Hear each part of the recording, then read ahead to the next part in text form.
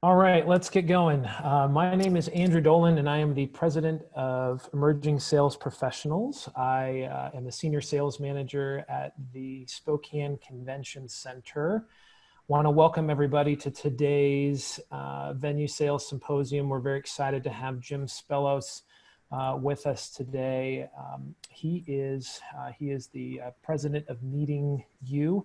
I know many of you have seen him and heard him speak before, so we are very excited to have him as part of this today, and excited that you guys are all here today. Most of you are probably familiar with Emerging Sales Professionals. I know we have it looks like a little over 40 people that are joining us today, which is great. We're a group of sales professionals that really feel like training for really focus on training for sales leaders in public venues.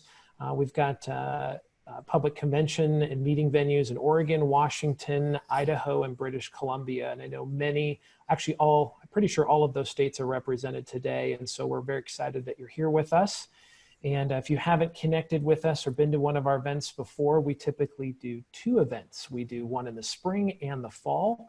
This is, I believe, our first time doing a virtual event like this. So thank you again for spending some time on a busy day. I know how everybody's schedules are busy, so thank you for your time. Wanted to quickly, of course, mention that we could not put on these events without our generous sponsors. So we wanted to thank GES, Global Experience Specialist, a great sponsor of ours.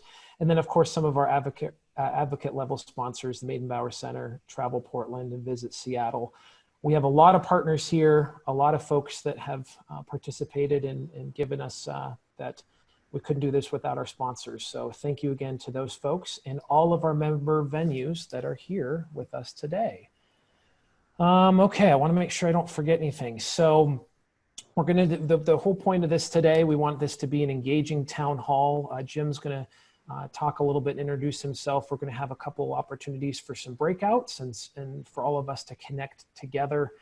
I don't think there's ever been a time where we've needed to put our minds and our expertise and our thoughts together on really how we come out of this, hopefully stronger than before. And so we're very excited to have Jim Spellos with us today. And Jim, I will turn it back over to you. Andrew, I thank you so much. Good afternoon, everyone. Strange times indeed. I am Jim Spellos. As Andrew said, we're going to have sort of an interactive component. We'll share some information. We want to hear from you. In fact, we're going to start right up with just laying something out there. So the AAU Junior National Volleyball Championships was scheduled this spring. It was canceled. Not a surprise, right? Rescheduled for June. They realized after Orlando rescheduled that it might not be the wise time to have 100,000 people descend on the city. So they postponed it, and now it's a go, at least as I've heard most recently in the past day or so, for July. So I got a question for you. Imagine if you were a parent of a potential participant. Would you be comfortable right now with them going to a facility hosting that many people in July? This is gonna be a text-based poll. You're gonna text your answer to 22333. If your answer is yes, I would be absolutely comfortable, then 62053 will be what you put in as your message. If it's no, 62054. Let's just get right into here. So we have a full screen up here and go ahead, put your information in there. We're gonna have a few of these polls during the session. As I said, we're gonna have a couple of pieces of information that I'll share at the beginning. We'll wanna get your feedback. We're going to have 5 different room leaders who will be managing each of the rooms and then sort of encapsulating what everybody said so it can be shared within the entire group. So again, this particular question, are you comfortable going with your son or daughter going to an event this July for that many people? And by the way, on this conversation is while they were expecting 100,000 people, the new residual numbers seem to be around 30,000 people. Yet at this point where we are right now, interesting to see how you're feeling. So we're seeing the results come in. Yes is 62053, no is 62054. In the interest of time, to make sure that we can get all this stuff done, let's take a look at what your answers are. Well, surprised? I'm not. 3/4 of you saying no, you wouldn't be comfortable right now in July. It's a fascinating question because if I asked it and made the date August rather than July, you'd probably have a little more comfort. Of course, if I didn't say, the question is basically that you're a parent, if you're a facility manager, would you be comfortable holding a meeting of that size? Would that conversation be any different? And that's really where we are. Quite frankly, how we're moving forward, how everything is happening is so dependent on who we're listening to. And a couple of things about that. First off, on the who we're listening to, there's always the absolutely star of our industry, Mike Dominguez. He's always been talking about what's happening. Clearly, he has a market point of view on this. And as part of ALHI, they've created the Back to Business Travel Safety Guidelines. Now, they're not the only group that's done that. So this right here, and at the bottom of the screen, I have a link. And in fact, sometime when you're in the first breakout room in the chat, I'm going to put in the link to a Google Drive document that has all of the links of these tools that our industry has created, or some videos that we're going to show, so you can download those. But from the Back to Business Travel Safety, pretty straightforward. Create some transmission barriers. That's the social distancing in effect. Enhance the sanitation. You're going to hear that theme coming time and time again. Promote the health screening. Kind of controversial at this point, because a lot of people are looking at that as being the temperature taking, and whether that is truly effective, up in the air, let's say. And following the F&B service guidelines. So what we want to make sure that you see is that these documents exist. They are free downloads. Here is the ALHI document. They're talking about what should be taken into consideration for social distancing. We talk about the airlines a lot, obviously, and what they're doing as well. So who are you listening to? Listening to ALHI, good set of guidelines. You're listening to AHLA, well, they got their own. They're talking about hotel cleaning strategies at this point, but they have the same type of approach. They've put together a white paper, a PDF, and there's what you see there, employee and guest health, what they're expecting everyone to be able to do, employee responsibilities. Kind of interesting where this is all going, because you would hope that our industry would come together entirely, but everyone seems to be putting together very disparate but very similar guidelines. And World Health Organization, not in our industry, also doing the same thing. However, that's not the only approach that's out there. A much more cautious approach is taken by some scientists and some epidemiologists. And after doing some digging, Michael Osterholm, who's been a pretty active voice out there right now regarding this, made the following statement. I'm going to put it on the screen so you can read it. And I'll give you about 30 seconds to do so.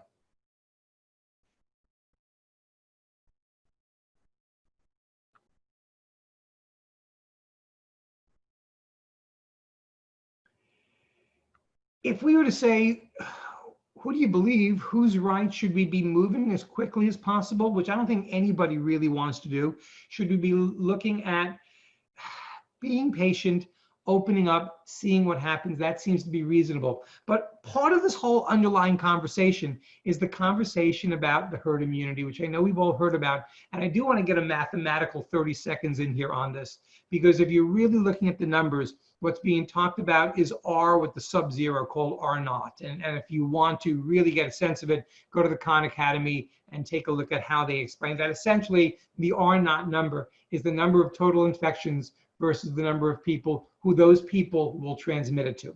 Couple of numbers here. No matter who you talk to, whether it's the epidemiologist or anyone else, 70 to 90% of the people being infected is what will cause a herd immunity. So let's take the low end of that, 70%. We have 300 million people in our country. It's talking about 210 million people need to be infected. And with a currently low-ish, as for how it's been, 1% fatality rate, we're talking about 2.1 million deaths for herd immunity to occur. Kind of makes you think we can't wait that long. Or we do have another approach, and this is even more controversial because it's talking about vaccines. 70% of the population gets vaccinated. It would create the herd immunity, but about half of us right now are comfortable there. No matter which way you look, people aren't necessarily going to be comfortable. Now, a great blog that you guys need to read, Julius Solaris had an interview with Dr. Brian Labus from UNLV, another epidemiologist. And they came up with this approach, which I think is a common sense driven approach for where events are going to start going as we do our reopening. They're going to be local, they're going to be small, they're going to be short, they're going to be single day. Now, many of you may not know, but I spent 17 years in associations, running association conferences. And I look at that and my heart sinks, because our entire bread and butter, as the hotels is having conferences. In fact, most of the revenue for the entire year for many of those organizations is based on their national annual convention. But clearly that's sort of a model that we're going to be looking at. Now, I was able to talk to Jonathan Howe, who is one of the premier lawyers in our industry with Howe Hutton, and I asked him about the new contract issues that are now coming out because of what we're dealing with here. And I got him to say on video what he thinks, so let's do a quick video here. And in fact, before we do that, I want to make sure, I'm going to do a quick stop share here just so we're clear on that, because I do want to make sure you hear the audio there. If you don't, then it's not going to be worth anything that he's saying. So there we go. Share that. And here's Jonathan. A good salesman is not somebody who sells you something. A good salesman is somebody who helps you buy something. So it's going to be the job of these people to help my clients buy their property or to buy their services by virtue of what they can show, what they can demonstrate, and how they can bring it together. And then contracts are going to show a whole lot of different things now as to performance requirements. What is your broadband capability? What are you doing? I'm going to say, are you subscribing to certain sanitation principles? Are you in compliance with regulations issued by your local public health department, your food service, et cetera, et cetera? All of this now is at the top mind of the person who is planning the program, the event, because they need to know that so they can convince and help people know why they should be coming to this program. And hopefully you get them there in person, but you're also going to give them that opportunity to be there virtually as well. And I think what John is talking about really is a key point of the conversation, which is the contracts are going to change. In fact, when I pressed him a little more to find out information about what clauses are really going to change, he goes, they don't even know. It's all a huge work in progress right now. What is clear is that with all this information here, the question that comes up to me is, what are we forgetting? You know, we're looking at when can we open, how we put the contracts together and all that. And I think there is a huge elephant in this room, because the elephant in this room, it isn't about what the facility wants. It's about when and how the attendees want to be part of the event. And as anybody you ask within our industry, they're going to tell you, as they're polling their constituency, it's a very low percentage that would be comfortable traveling now into the fall. The fall clearly is something they don't want to commit to. It's a wait and see approach. So with all that said, we're really entering the hybrid age of gatherings, that no matter what happens, whether it's another year or more than that, we're going to have to look at facilities in a different way. That we're going to look at it as part of the entire event landscape. Now, we've got a definition of hybrid meetings. It's very, very clear. Hybrid is anytime you have a conference where you have people live as well as people who are virtually, and part of the hybrid gathering means the social distancing has to occur. We're going to look at a little later what PSAV has talked about in terms of their meet safe approach with room layouts in our industry. Clearly, technologies from a bandwidth conversation to a cleaning conversation to a whole host of others is part of this issue as well. The cleaning strategies are going to be first and foremost for a lot of organizations, as well as the airlines, and making sure air travel is safe. It's a different age. We're not going to see 100% of the attendees coming back anytime near soon, and that's pretty certain from everybody's perspective. So we're going to have to make sure the facilities can make that be a workable approach.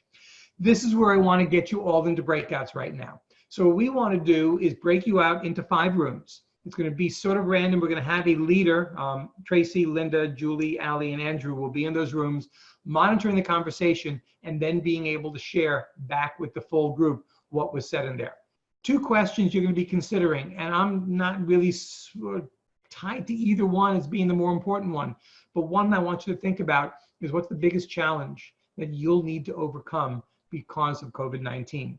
And then the second question that you can consider and you can talk about is the biggest positive change that will occur to our industry. So with that said, do a few things right here. Let's get you into the breakout rooms. Wait about 30 seconds or a minute before you start talking. Do make sure that your information, your microphone's on, your video's on. We're going to open the room. You will get a notification from me by message that will close up. It'll be about 7 to 10 minutes. So we're going to open up all the rooms, and we will see you on the flip side.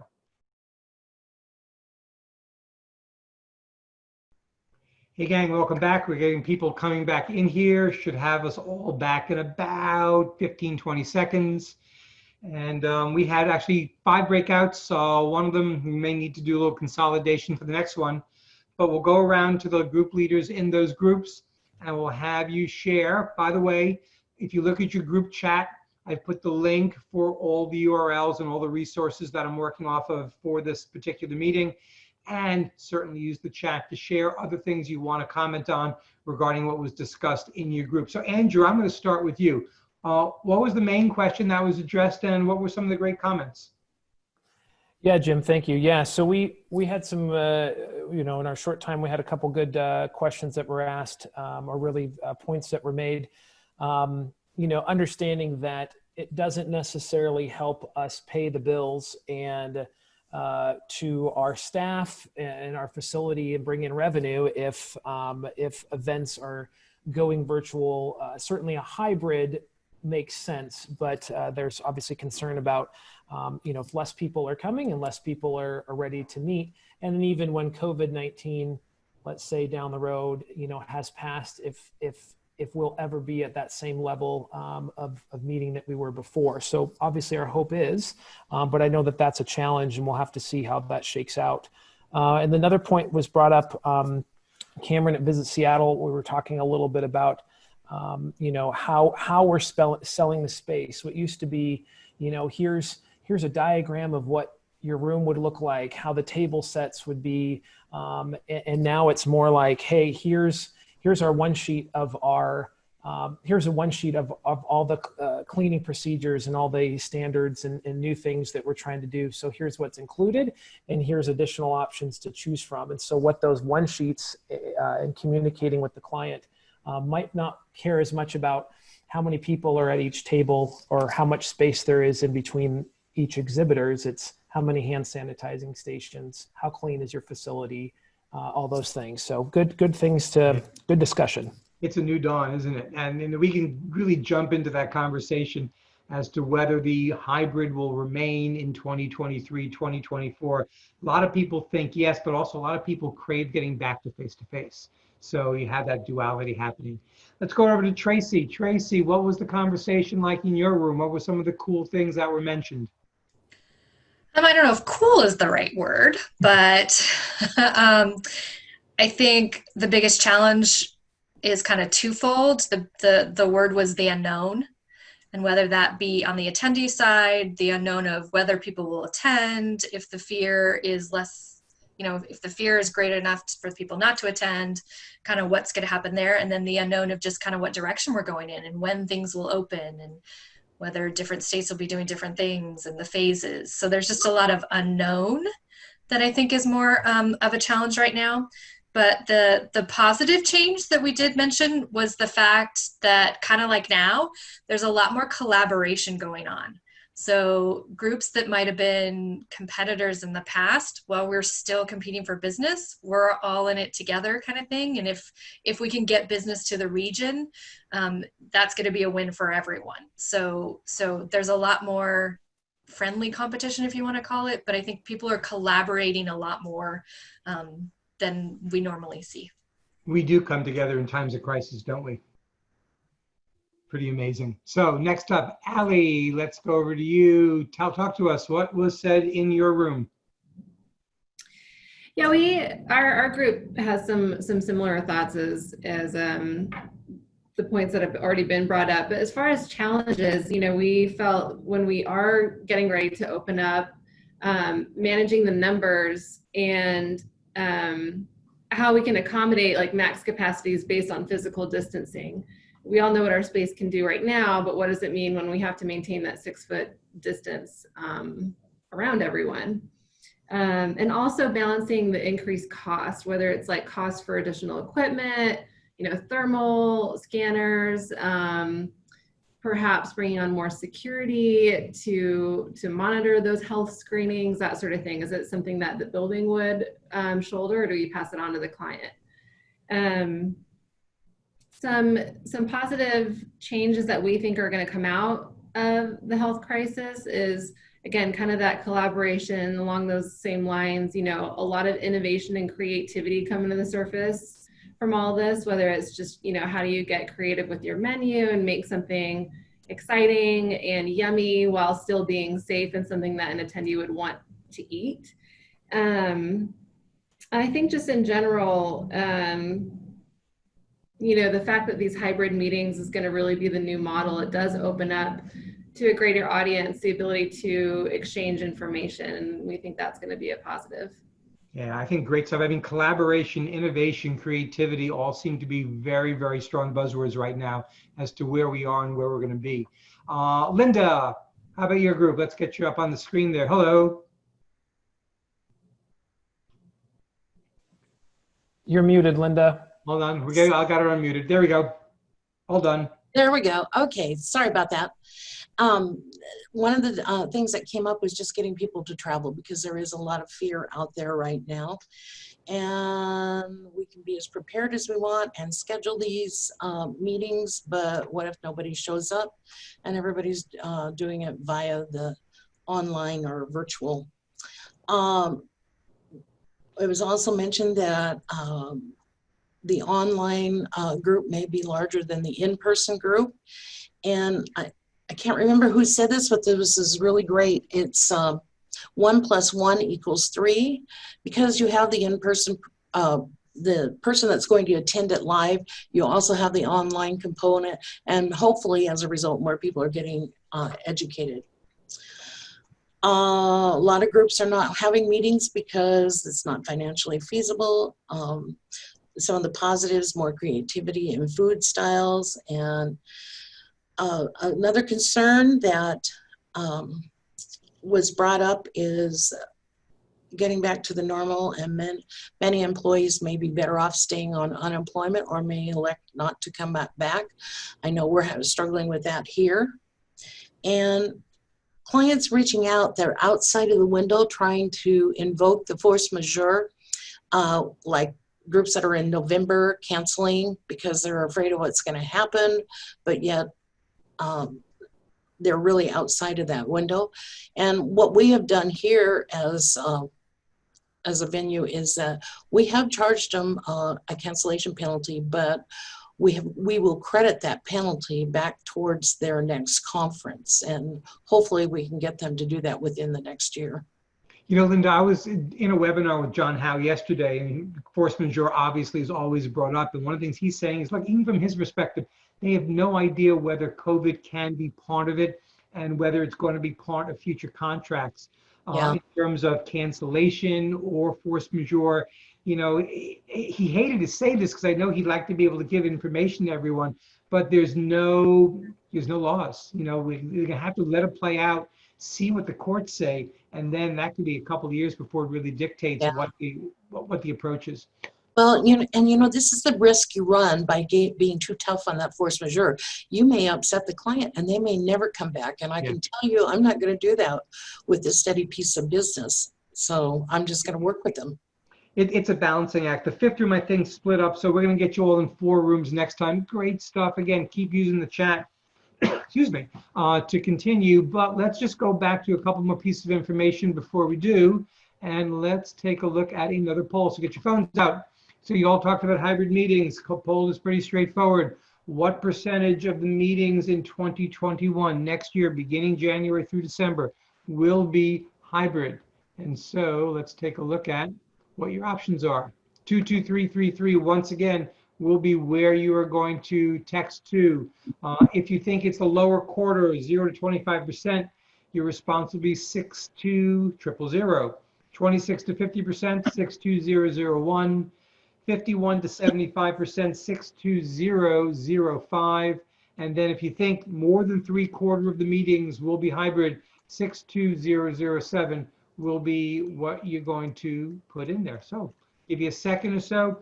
Great conversation. Again, collaboration, innovation, creativity, clearly a lot of the words that we keep hearing about, the unknown about contracts, huge part of the conversation. Let's take a look at the responses right now, see what we have, and we'll take it from here. It's over half to 3/4. You know, again, what we're seeing in a lot of different polls that we're doing here about this is it has a pretty even bell-shaped curve, which this does. So I think we can be pretty clear that about half of the meetings next year will be hybrid, which means a huge majority of the ones this year are going to be hybrid. And about 1 in 8 of you are saying that 3/4 or more. Kind of interesting to really think about where that's all going. So your new AV. Jim, really quickly, we could only see the question. Did you have the response that we could see? I did. Is the response not up right now? It's not. Okay, let's stop sharing. I'll share it again. We'll find out. Hold on one second. Thank you for So letting me sorry know. to interrupt. No, I want to make sure everybody sees it. So how about that? Can you see it now? Yes, that works. Perfect. Beautiful. Great. Always nice when the technology works, right? So again, 38% at 51 to 75%, about a quarter of you both split on low to low mid, and about an eighth of you at the higher end. No surprise, really. So your new AV room setup, what's going to drive that? Well, PSAV has done something. They've put out the Meet Safe Meeting Room Guidelines. And in fact, URL is down there. Again, remember that I have the Google Drive link in the chat that you can take a look at. But let's actually go there right now to Meeting Safe. And what they're talking about is really a number of different designs that are going to be critical. The one that I think a lot of people are focusing on is design 3, multi-room, multi-venue network communication. And this plays into the technology that's going to be needed and required to make this work down the road. You know, gone are the days of 3 or even 2 per 6-foot table. I think a 1 per 6-foot table really is the new norm there. And we're going to see that even taken to another step in a second.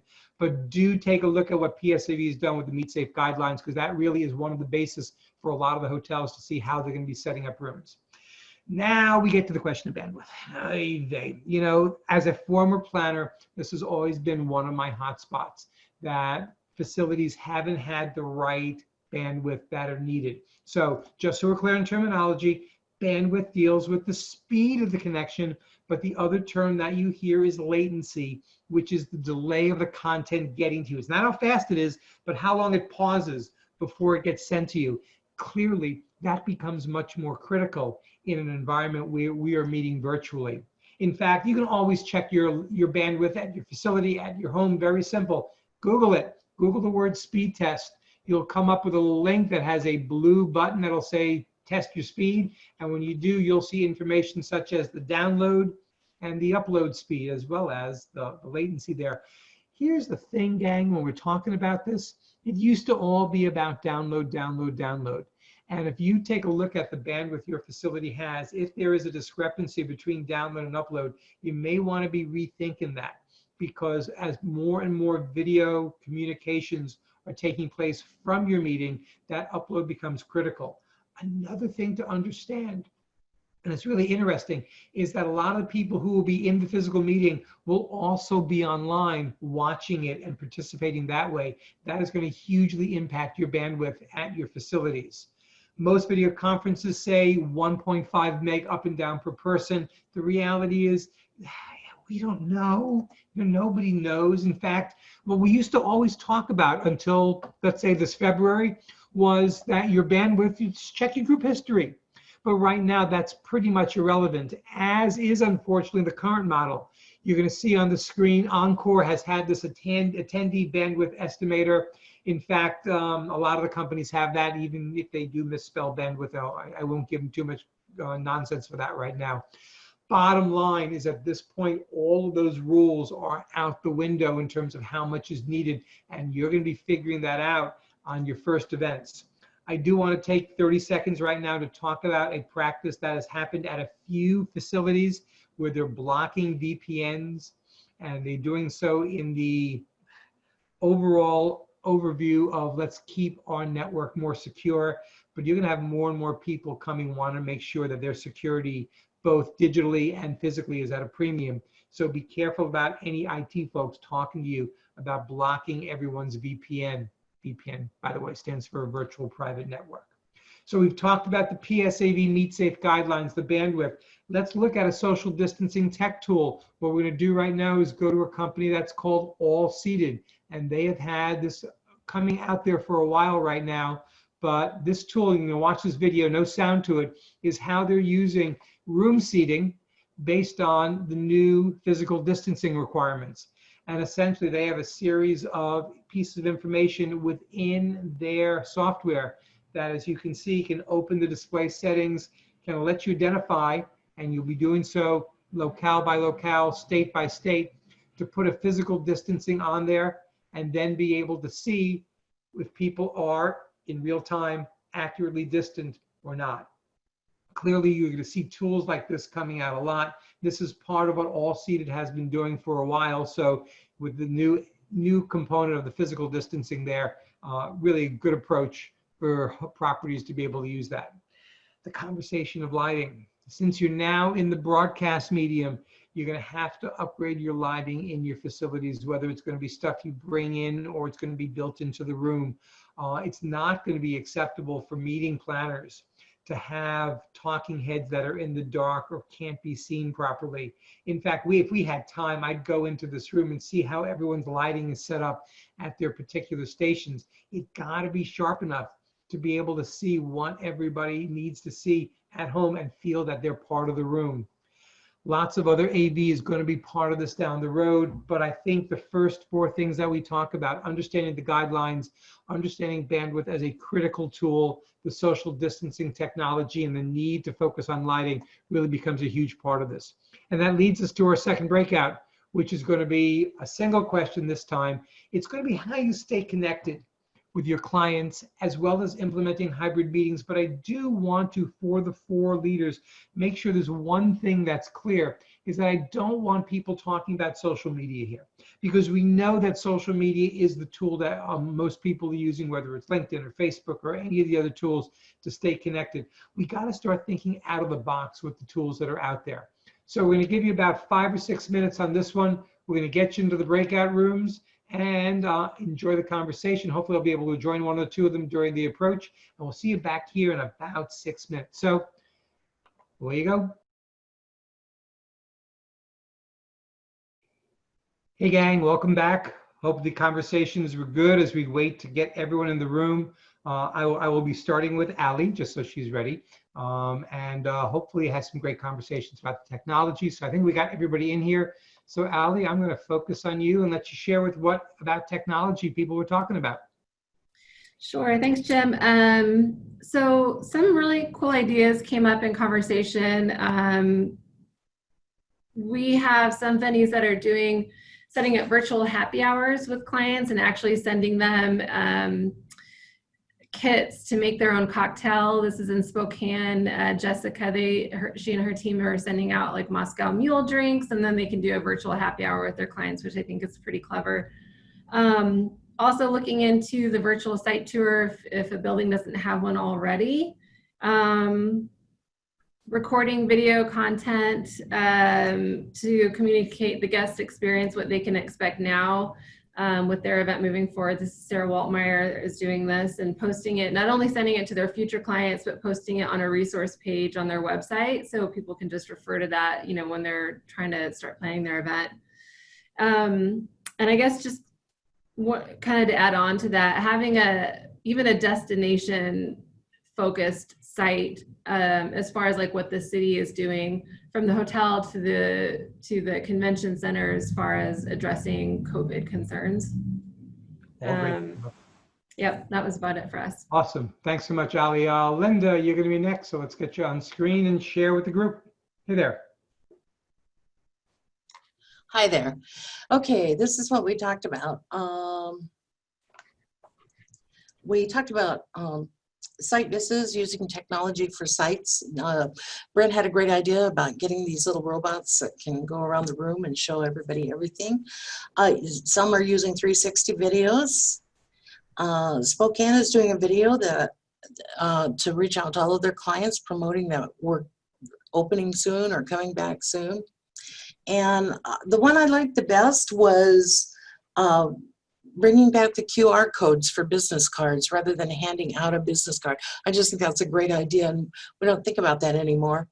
And then one of the folks has taken a small meeting space and converted it to virtual space. Great stuff. Awesome. Thanks. Tracy, you're up next. Hey there. So we kind of talked about some of the things we think are the new norm, and then we got off onto a complete tangent. Sorry. Okay, no worries. Just there's always going to be some element of virtual attendance. What that is for sure, we're not 100% sure. And then there's just going to be a new norm of sanitation, both on the AV side, you know, those people using the same handheld mics. What are the sanitation requirements of that? And then just as a venue in whole. And then we got on to a tangent about buffets and whether we think they'll ever come back. I probably, but not for a while. You know, interesting that the handheld or the wireless mics is making me think that maybe one of the requirements of a speaker such as myself is we're going to have to bring our own. And it's mandatory. Just thinking, you know, a lot of stuff might happen that we never expected. Great stuff from the group. Last but not least, Andrew, talk about your group. Thank you, Jim. Yeah, great discussion, as it sounds like all the other groups had as well.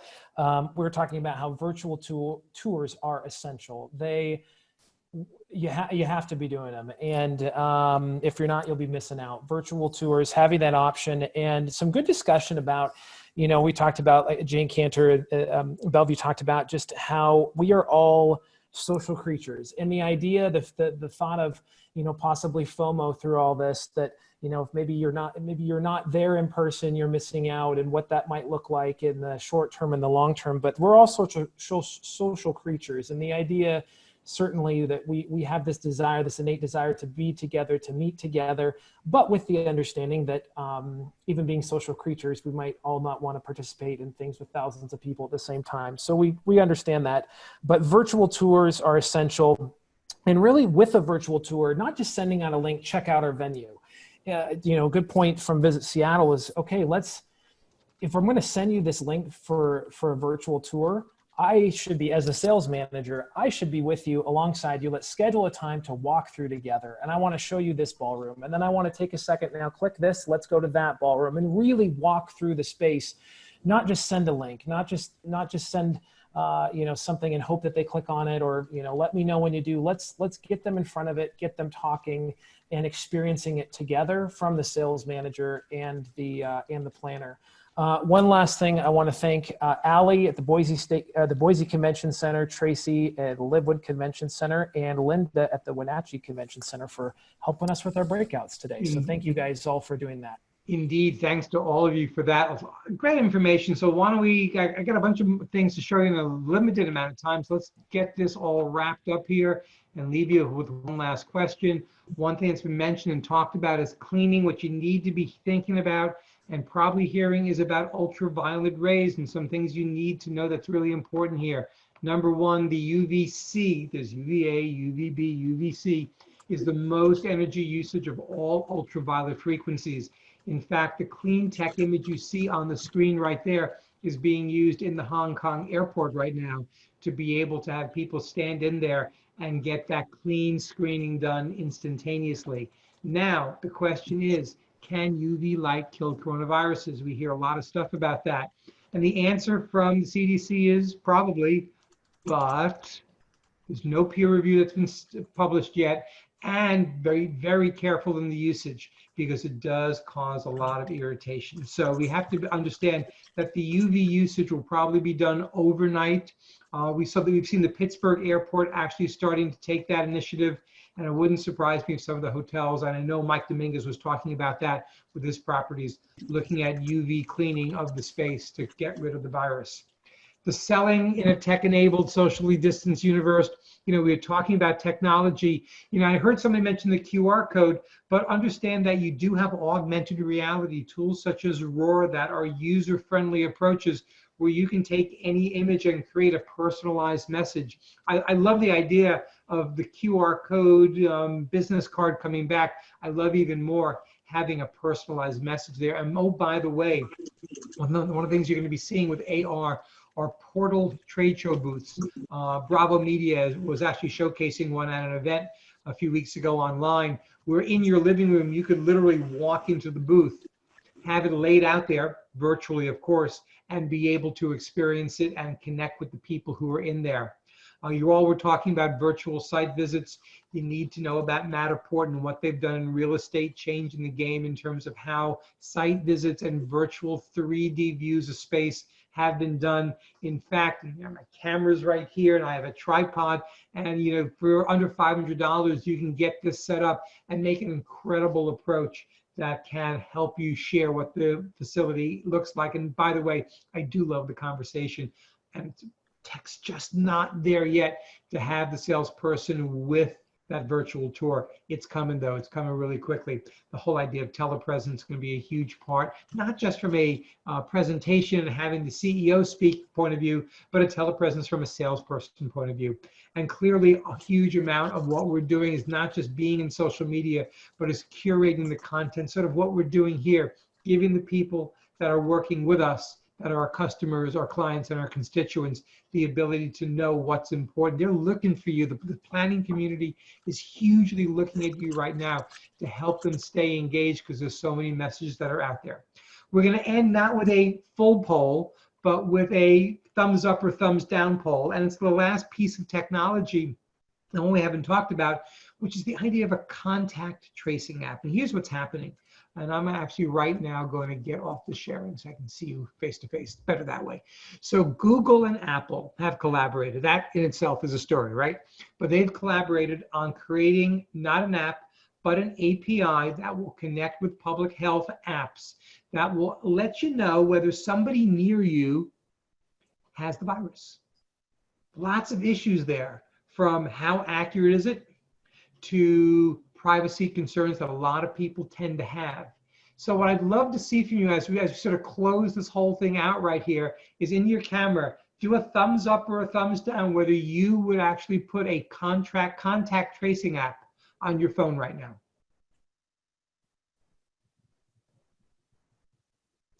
Pretty mixed, huh? So the question then becomes pretty simple. How are you going to mandate it to your customers and your clients if we're not really agreed that that's what we need to do? The game's changed. The game's changed incredibly and way too quickly for all of us. You guys are awesome to be here, to be in what I think is the best industry in the world. We're going to open it up. I'm going to throw it back to Andrew, open it up for questions that you might have, but stay safe, stay secure, gang. Andrew, thank you for letting me be here today and sharing what hopefully is some good information with people. Absolutely. Thank you, Jim. We appreciate this. Thank you very much for taking the time with us. And thank you all for being here in the platform. Real quick, I want to make sure, again, we recognize our sponsors. We would not be able to host these events a couple times a year if it weren't for them. So we thank GES, the Baden-Bauer Center, Travel Portland, Visit Seattle. And of course, we have so many member venues, and almost, I think all of them were represented today and on the call. And we really appreciate your time being here. Yeah, I want to open it up to the group. Feel free to unmute if you'd like to talk as a group or ask a question of Jim or any specific venue. We can do that now. You can use the chat as well. Yep, whatever works. For me, it's always interesting to hear what your best takeaway was. So if you want to put that in the chat or even just share that, that's a helpful thing for us to see where people are and what that piece of information is that they need.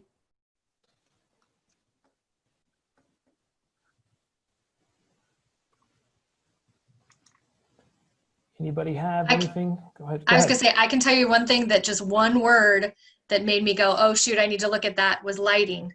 If we're doing all the virtual stuff, we got to think about the lighting. So that was a huge one to actually be like, oh, I forgot about that. And that's probably not something you're going to build into the rooms, but you better have not just good lighting, but good backdrops. You're going to have the need for green screen a lot. So make sure you have that capability, so those virtual backgrounds like the ones that people put in their Zoom can be done at an event from the front of the room. But lighting is critical. I mean, I could go to town right now, and the lighting I'm seeing in all the different rooms here, what works and, more importantly, what doesn't work. We talked with people about this being your way to communicate with your with your customers. And you got to take every opportunity right now to be able to look your best and make sure you're framed properly. We're now entirely in a video first world.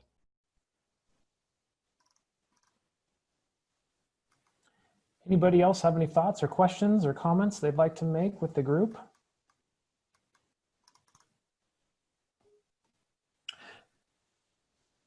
Must be happy hour time. Yeah, that's right. Well, you're on the East Coast, Jim, so it is 5 o'clock your time. That's right. That's right. So enjoy. But for us on the West Coast, we certainly appreciate your time, Jim, with us, and thank you all for participating in this. We've been recording this. I will send out the link to the attendees so everybody can see that. And we thank you again for your participation today and for joining us in this Emerging Sales Professionals webinar. Jim, thank you so much for your time. And as always, everybody stay safe and let's communicate as a group. Let's keep this dialogue going. Let's reach out to our partners and industry professionals, and let's keep this. We're all one team here, working on the same conflict, if you will. So let's see if we can all solve it together. So thank you, everybody, for your time and collaboration today.